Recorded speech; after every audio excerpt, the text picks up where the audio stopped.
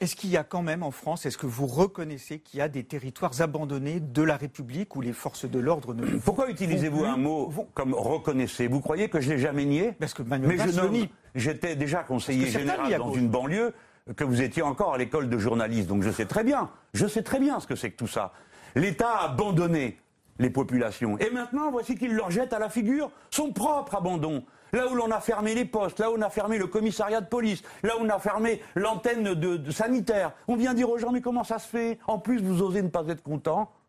Et qu'est-ce que vous feriez? Parce que vous êtes dans la dénonciation, vous utilisez des mots très forts, mais qu'est-ce que vous feriez, vous, à la place du gouvernement? Pour la sécurité. Pour la sécurité, bien sûr. Donc vous êtes déjà d'accord pour dire qu'il y a un problème? Évidemment qu'il y a un problème très bien. À votre avis, des bandes d'attaque, parfait. Alors, à votre avis, comment peut-on régler le problème du crime? Prenons la chose rationnellement. Du crime organisé, comment le règle-t-on? En pourchassant les criminels.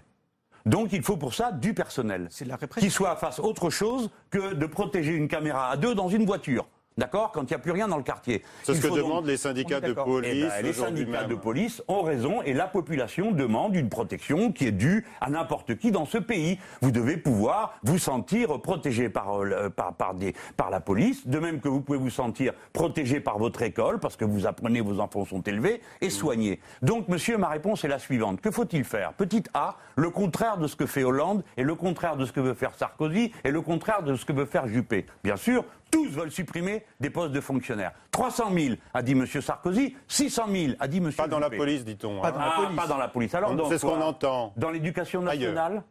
Dans l'éducation nationale? Oui, dans l'éducation nationale. Exemple. Donc il y a trop d'instituteurs et trop d'enseignants. Dans la police.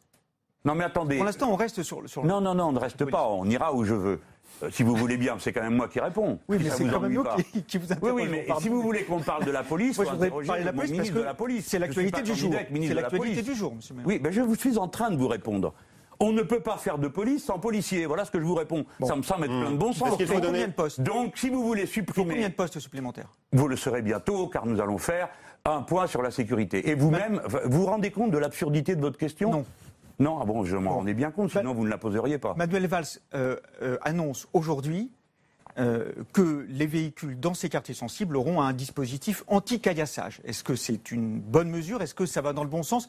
Les syndicats de policiers disent que ça va plutôt dans le bon sens, que c'est insuffisant, mais que ça va dans le bon sens. Mais écoutez, franchement, vous croyez que c'est une discussion qui vaut la peine d'être menée? Alors, nous sommes d'accord. Anti-caillassage. Également, je fais une recommandation. Mettez de l'essence dans le véhicule.